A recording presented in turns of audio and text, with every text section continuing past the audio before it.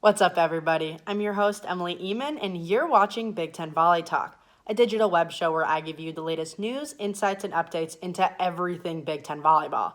Now, one of the best players in the Big Ten last year who surprised everybody by taking her talents to the beach was former Illinois outside hitter Jackie Quade, who I think could potentially have more success in the sand. Quade's known for her aggressive arm and ability to read a play on the outside, but can be just as lethal defensively, something that's very important in beach. Aside from leading the team in kills for the last 3 seasons, Quade was second in digs and second in digs per set last year in conference play, next to the team's libero, proving that she's a great all-around player. While her first season with the two-time defending national champion UCLA Bruins team got cut short last spring, during her 4 years at Illinois, Quade led her team to 3 NCAA tournaments, including a Sweet 16 and Final Four, was a two-time All-American, two-time first-team All-Big Ten, Illinois Athletics Female Athlete of the Year, and was recently named to the U.S. Beach Collegiate National Team after a 4-0 start with UCLA. Let's welcome Jacqueline Quade. All right, welcome Jacqueline Quade. How have the last few months kind of been for you?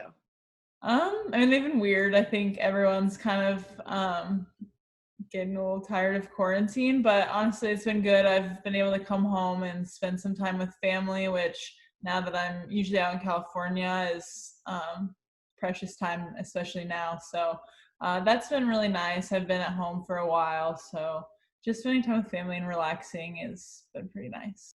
How have you kind of been trying to get touches in and, get with a volleyball and, practice?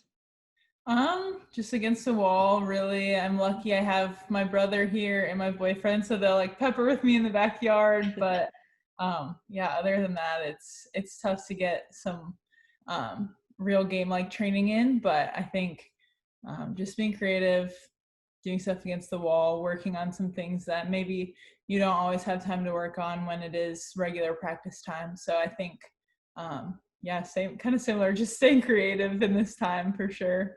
Yeah, it seems like right now, sort of any touch is a good touch to get in. Going back a few months, when you found out that your season got cut short, how did you even find out? How did that work? Yeah, so we had played on Wednesday and then it was a Thursday morning. They called kind of a last minute meeting, and I think one of the girls on our team had seen something and kind of sent in the group chat, and we were all like, whoa, like, is this real? So we got to the meeting Thursday morning and they were like, yeah, they're calling all the Pac-12 championships. Obviously for us, I think we had been seasoned for about a month. So kind of getting that news after playing the day before was really shocking and obviously heartbreaking, especially for the seniors and for the whole team, really. I think we were all really invested. So having that happen kind of out of the blue, it all kind of happened so fast that it's just weird looking back. Like, we played the day before and had no idea that there was even really a chance that was our last matches of the year. So Yeah, I mean, it seemed like for you, you sort of just got, starting in your beach career. You started 4-0. It seemed like you were really doing well.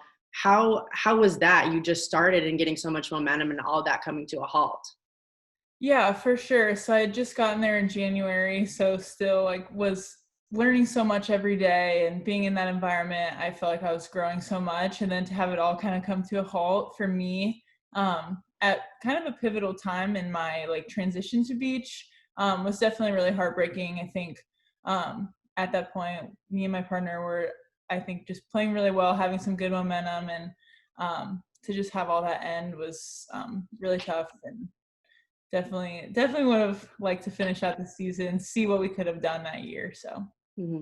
All right, we'll come back to your beach career later. Now let's talk about your time with Illinois. So if you could sum up your time with them in a word or phrase, what would that be? so I thought about this one. It's kind of tough. I would say the only word I could really come up with really is just memorable, which seems kind of silly, but being at the same place for 4 years and doing all the different things we did, I think is just, there's so many memories that aren't even like the big ones, like winning these games and all those things that maybe people on the outside see. But I would say just the memories made each day in practice or in the locker room or even outside of volleyball as a whole. So I think I don't know. I think for me, those are the things that kind of stick. Yeah, it seems like a lot of people in their career, you remember the big moments and the big games, but it's the little stuff like the bus rides or, the long nights together, stuff like that kind of sticks with you a lot farther. And obviously your career was memorable for a ton of people, whether you follow Illinois or don't. You're very well known. And it seemed like you improved every single year. What kind of led to your personal success? I would say just obviously, I have to credit so much of it to our coaching staff. They're so knowledgeable. I was still as a college junior and senior learning new things every day, which is pretty remarkable when you think about how long we've all been playing the sport. We've been playing since we were like little kids running around with our giant knee pads. So definitely so much credit to them just for bringing new stuff to the table every day and kind of forcing me to grow, even when, sometimes you get to a point where you're like, oh, I think maybe I'm close. I don't have that much more to learn, but there's always just so much more. So I think just their knowledge, and then for me, just keeping an open mind and being willing to take in kind of the information that they're giving to us every day and implementing it. So. Yeah, I mean, you had a coaching change after your freshman year with Coach Thomas coming in. That can worry a lot of people. Sometimes you even have transfers out of a program. How did your team feel about that coaching change, and how did you feel about it? So definitely, when we first got the news of Kevin taking the Stanford job, there's a lot of uncertainty and you don't know initially who's going to be brought in. So I think there's a lot of worry among all of us for sure. And, once we figured out they were bringing in Chris, we all sat down with him, and I think it just gave us a lot of peace of mind. He was coming from an already great program. He has, like I said before, so much knowledge. He brought in an amazing coaching staff with him. So yeah, it was definitely a transition for sure. I think, a new coach comes in, they're like, no, we want you to do this way. We want you to do this way. Here's the new rules, which can be daunting, and it can be, especially when you are at that stage, if you're not willing to change, it can be really tough. But I think just knowing where they were coming from a great program, kind of bringing some of those ideas in, mixing in their own ideas. And I think just that core group of us was just kind of ready for a change in a way. And I think we embraced the things that they were bringing to us. And I think it definitely, there were bumps in the road for sure. I think with any coaching change there is, but I think it was all for the best for sure. Yeah, I mean, right when he came in, you guys went to the Sweet 16. The next year you went to the Final Four and then another tournament appearance. So what was that like, making 3 NCAA appearances, including a Final Four during your time there? It's awesome. The NCAA tournament is like nothing else. It's, the whole process of it. It's the selection show. You're like, where are we going to go? Are we going to stay here? Our junior year, we had the privilege of staying at home, which was another experience in itself. But when it comes to tournament time, it's so exciting. And I think those moments are really key. It's when it is do or die, it's a single elimination tournament, which can be daunting, but it also is really exciting. It can bring out the best in people. It can bring out the best in teams, just to see kind of what you're made of in those moments. So it's really a good experience. Yeah, coming off of that Final Four, the team was losing key players like Jordan Poulter, like Ali Bastinelli. What did the team kind of do in the offseason to help fill those roles and prepare for the 2019 season? I would say, spring is another time of the year where things can get tough. You're trying to learn so much, season, it's like on to the next, but spring is where you're kind of breaking it down. And I think this last spring, I think we were all kind of just like, yeah, these players are leaving. They were obviously great. They had great careers, but we have this amazing group here. So what are we going to do to kind of fill those voids and just kind of step up? I think a variety of people stepped up. There were so many great improvements in the off season. I think Diana stepped in and just did an amazing job running the show, which I think is hard. It's your first year. And I think her leadership at such a young age is really remarkable. She's one of the most hardworking people that I've ever played with. And I feel like I've played with a lot of people. So that's, she's second. A lot of really good people. Yeah. So I would say, just getting into the gym and working every day, I think we all knew it was going to be a challenge. You don't lose 2 All-Americans and just bounce back right away. And I think we fully embraced that challenge and just kind of went for it. So.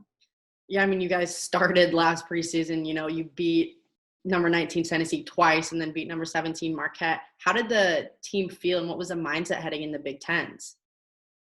I would say, those wins were great, and I think they kind of showed what we did have in us, but there were also some things in preseason that were still unanswered for us. There was kind of some constant shifting with certain positions and things like that. We had a lot of depth, which can be good, but also it means that things are kind of going to be moving around a lot of the time. I think our lineup was changing for the majority of the season, which it's good to have people that you can fill into a lot of different spots. But I think going into Big Ten play, I think we had seen what we were capable of, but I think we didn't have it totally figured out. So kind of trying to build off of, we have this strong, we know what we can do, but how are we going to get there consistently? And I think it was really a constant battle for us each day. We were having to come in and kind of figure out something new.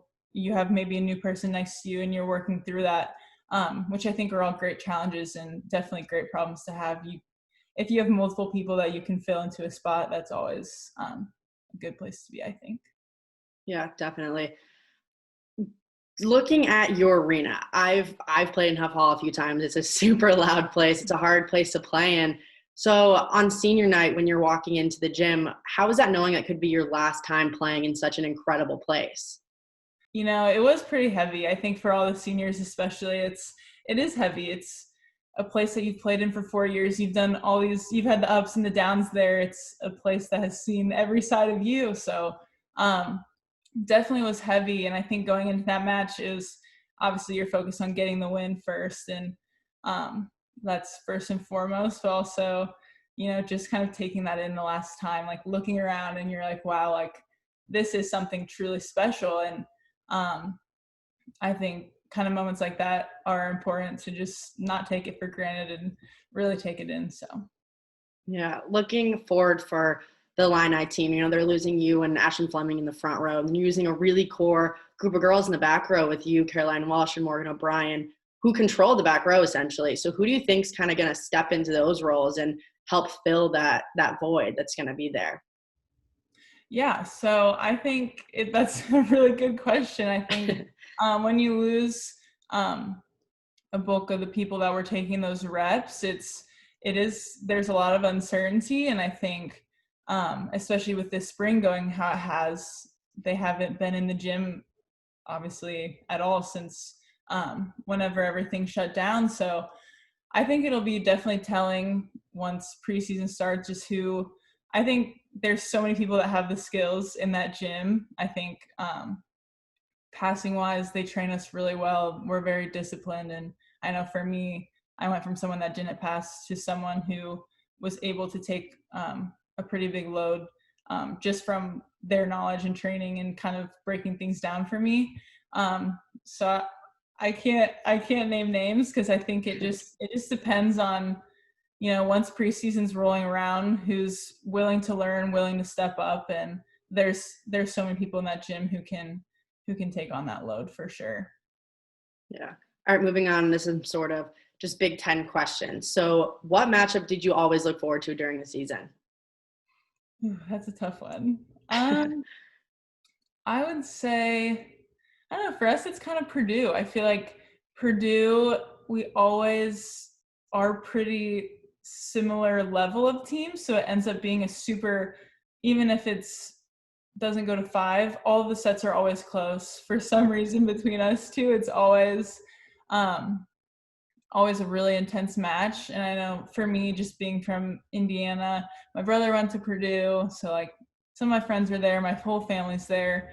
So for me, I always like that matchup. I always look forward to that match. I don't know why. There's always the random matches during the year where it's like you are clearly in the same kind of situation and a lot of build up. Who's one player that you love watching? I'm trying to think. I would say Kenzie Knuckles at Nebraska, their freshman. She played at my club and like just kind of coming up through the ranks just when she was even younger than us. We're like, wow, she's going to be so amazing. Like, she's so athletic. Watching Athletic Bros, like my favorite thing ever. They're just making crazy digs and doing all kinds of stuff. So I would say I really like watching her, and I love watching people step up as freshmen and just kind of go out there and crushing it. So I would say her. Yeah. All right, favorite arena to play in? Ooh, that's a good one too. I mean, I would say Nebraska as well. I just think it's so awesome that the volleyball following there is so huge. I mean, obviously when we're playing there, they're not rooting for us, but I think it's also like just really cool to see that the sport is growing, and there's in that area, there's that many people that want to be at a volleyball match every night. And I think just for the sport, that's so cool. I hate that my parents are super high up in the stands. I can't see them, but for the sport, you just have to appreciate their following and the dedication of their fans. It's actually really remarkable. So Now that you're playing for a new conference, what do you think stood out about the Big Ten? I would say kind of what I just talked about, just the following. I mean, I know like Nebraska has it for us. Our fan base is amazing. There's people packing Huff Hall every night, which volleyball is not in every place that big, I guess. So I would say just the fan support in the Big Ten, I think is something really special. And I think you know, I mean, I know there's big followings in the Pac-12 as well, but I think for me at Illinois, it was so cool to just have that arena every night. Like that's something that doesn't happen in a lot of places. And I know a lot being on the road in the Big Ten, a lot of those places are getting pretty big crowds as well. So I think that's really cool, especially for a sport like volleyball where it's not just expected that there's going to be a ton of people there every night. Yeah, absolutely. Well, now currently you're playing with a two-time defending national champion UCLA beach team. So what kind of made you pursue a beach career? Yeah, so it's something that I always kind of thought about. I think I played beach when I was like really little, like middle school. So I never got super advanced in it, but it's always something I really enjoyed. And then coming out of college, or my undergrad at least, and it's the only time that you can go play more sports in college. So just my interest in pursuing beach and just kind of checking it out, I think this was a great opportunity for it. And then also, I'm able to get my master's degree finished while I'm there, which is huge as well. Obviously, that's why we're doing it. We're student athletes. So yeah, I would say just the combination of still being in school, like playing for a college, I think also is something that is really special in its own right. You're representing something so big. So I think just those draws kind of really appealed to me. And so I started talking to some beach schools, and it ended up UCLA was the perfect fit just for what I wanted to do school-wise. And then obviously, yeah, they're a great team. So You didn't really have a more established beach career or beach background. So how has the transition from indoor to beach been? it's been tough. It's really been tough. When you're used to something that you've been playing for so long, it becomes to some extent like pretty automatic. You're not putting a lot of thought into what you're doing on the court, and you're thinking about it, but like the motions are all coming really naturally. So switching to something that like systematically is totally different, it's really hard. It's really hard to do, especially if you've not done it a ton before. So I think for me, it's been definitely a big challenge, which I think I definitely knew was going to be a challenge coming in, but it's really pushed me to kind of see like, I don't know what I can do, and kind of forcing me to think all the time when I'm on the court, which is something honestly I haven't had to do for a pretty long time. So it's been really fun. How was the transition from moving to Illinois to UCLA? It was a big change. So I grew up in Indiana, so I've been really in the Midwest my whole life. So moving to the West Coast, it's just a lot different. It's busy. There's a lot going on, which has been a really good change. I think I love the Midwest. I'm like totally one of those people that's like the Midwest is the best place to live. Like everyone should live in the Midwest. But having lived here my whole life, it is nice to kind of experience a different kind of lifestyle and just see the changes of different parts of the country. Is it hard coming in? You're a grad transfer. You could be up to 4 years older than some of these girls. How is that kind of learning to gel with the team when you could be, so much older than them and coming in for, only about a year, such a short period of time? Yeah, so that actually has been something interesting. I feel like once you're in grad school, you do feel a little bit older. I don't know why. I don't know what it is.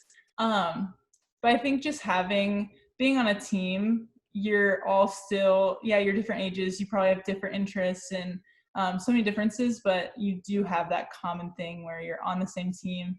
You're coming in every day. You're next to each other on the bikes. Like you're next to each other in weights, and you're working towards being a really great team. So I think that bond is kind of what separates the differences, I guess. Yeah, looking down the road, which do you think you're going to end up liking better, indoor or beach? I have no idea. They are so different in a lot of ways. It's almost hard to compare. I mean, I love the aspect of being on a team, like a big team indoor. But then it is cool having, it's you and your partner, it's easier to get on the same page with one other person, I guess. So yeah, I don't know. I can't even predict. I think hopefully this year will be telling and we'll see. All right, let's go into some fan questions. You have a lot of fans, it seems. So, all right, first, what is your go-to pregame meal? Ooh. That's tough. I would say, usually try to do something that's gonna like fuel you well for the game. So I'd say just some kind of protein or like meat, some kind of carb, like usually just pasta with like red sauce, and then throw in like a vegetable. I like to eat a lot of carbs before I play, so I'll probably eat some bread too. But yeah, it just depends. I think for beach, it's a little different. The matches are a little bit shorter, so I probably wouldn't eat as many carbs. Yeah. All right, what are some tips you have for an upcoming outside hitter? I would say definitely just be open to learn. Just take anything that a coach is going to give you and kind of take it in, try to implement it. If it works, great. If it doesn't, keep working on it. Or if you decide it's not for you, then it's not. And then I'd say definitely learn how to pass just from a young age. I think it's such an important skill.